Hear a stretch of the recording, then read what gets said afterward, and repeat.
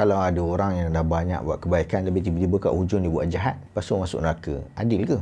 Sedangkan awal-awal tu dia dah banyak buat baik. Sebab tu riwayat tu dilengkapkan lagi, riwayat lain yang ada tambahan lafaz menyebutkan fima yura linnas. Dia melakukan amalan ahli syurga sebagaimana yang orang nampak. Maknanya apa? Zahir sahaja. Jadi dia buat baik tu hanya luaran. Jadi kebaikan dia, jubah dia, janggut dia ke, level-level balik lah. Orang nampak dia macam ahli syurga. Orang nampak dia buat kebaikan selalu. Sampailah kat hujung, dia dah tak dapat tahan dalaman dia, menyebabkan terzahir. Jadi Allah nilai yang hujung tadi tu disebabkan daripada awal sampai hujung dia tak pernah ikhlas. Jadi Allah buka pekung dia menyebabkan dia tak dapat tahan dan dia buat keburukan. Jadi orang nampaklah satu keburukan sahaja dan dia tetap masuk neraka. Sebab apa? Sebab selama ni apa yang dia buat tak ada nilai. Hanyalah nak tunjuk kat orang, hanyalah nak tunjuk tampang dia sebagai Islamik ke apa ke.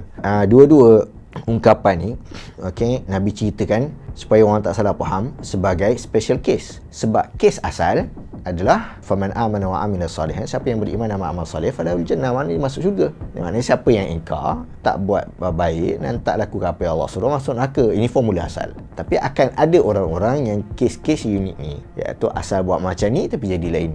Jadi kita anggaplah ada 4 golongan. Golongan yang biasa iaitu buat baik dapat baik, dapat syurga, buat buruk, okey, dapat neraka. Dan kemudian ada yang awalnya buat baik, nampak macam baik, tapi kat hujung tak dapat tahan, terzahirkan hakikat dia, dia buat jahat, masuk neraka. Yang terakhir ni pula, dalam keadaan semua keburukan-keburukan yang dia buat pula dalam keadaan dia serba salah, dalam keadaan dia takut, bukan dia bangga dengan keburukan-keburukan yang dia buat tu. So dia jahat, dia memang jahat, tapi jahat dia ni dalam keadaan dia sedar ini sebenarnya tak boleh buat, tapi dia tak cukup kuat.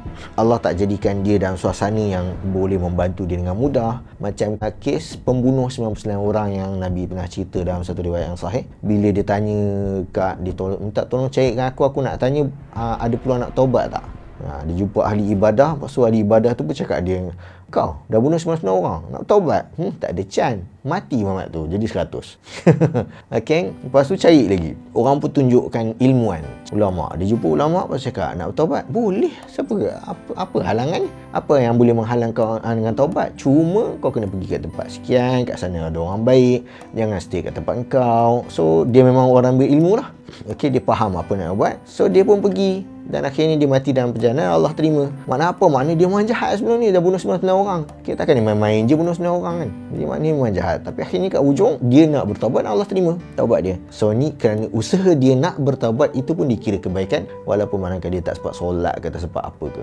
Okay, jadi kita faham kat situ bahawa Allah sentiasa nak beri peluang kebaikan kepada semua orang, kerana Allah Maha Adil.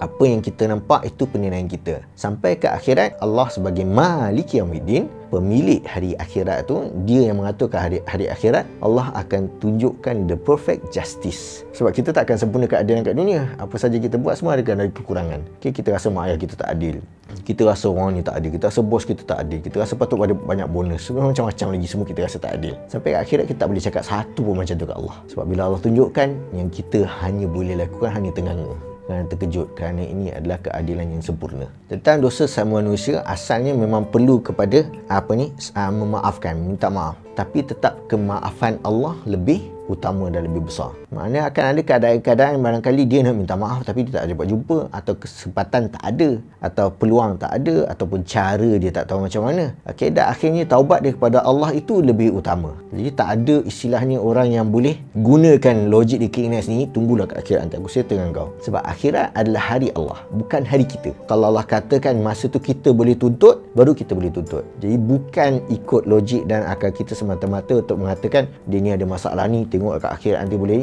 Kata-kata macam ni bersifat sombong dan angkuh. Okay, kita lupa kita juga masa tu akan dipersoalkan, akan dipertanggungjawabkan. Jadi untuk orang yang melakukan kebaikan daripada awal yang sebenarnya dilakukan dengan ikhlas, dan kebetulan kat ujung saja dia melakukan kesilapan-kesilapan, maka dia akan lalui proses yang normal. Maknanya akan ditimbang, kalau kebaikan lebih berat, maka dia akan masuk syurga. Yang kita persoalkan tadi adalah mereka yang kebaikan-kebaikan yang dibuat itu hanya bersifat lakonan, hanya bersifat luaran. simpan. Okey, yang mana kat hujungnya baru dia tunjukkan diri dia yang sebenar, yang dia simpan dan disembunyikan. Okey, baru ni masuk neraka. Kalau ada orang timbul persoalan, kalau macam tu, sekarang ni buat jahat dulu kan, nanti kat ujung-ujung nanti kita buatlah baik. Jadi seolah-olah ayat mudah dia macam, okey, aku buat jahat dulu, nanti kat ujung aku bertaubat. Jadi perbuatan merancang untuk bertaubat adalah taubat yang tak akan diterima. Maknanya dia dah jahat daripada awal lagi. Okey, apa jaminannya dia sempat buat baik kat hujung? Sebab kita tak tahu kat mana hujung kita.